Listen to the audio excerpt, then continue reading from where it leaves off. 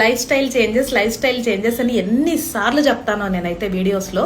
ఒక అమ్మాయి around like May June ఆ టైం నుంచి ఫాలోఅప్లో ఉంది.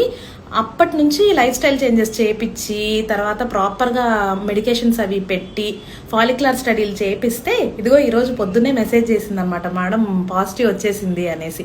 ప్రెగ్నెన్సీకి ట్రై చేస్తున్న ప్రతి ఒక్కరూ ఫుడ్ విషయంలో చాలా చాలా జాగ్రత్తలు పాటించుకోవాలమ్మా.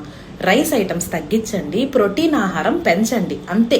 అండ్ దాంతోపాటు కాయగూరలు ఆకుకూరలు ఎక్కువ తీసుకోండి, పళ్ళు మీ ఇష్టం అన్నీ తీసుకొని రాత్రిపూట 7-7:30 కల్లా ఫుడ్ కంప్లీట్ చేసేటట్టు చూడండి. రోజు ఒక గంట ఎక్సర్సైజులు చేసుకోండి.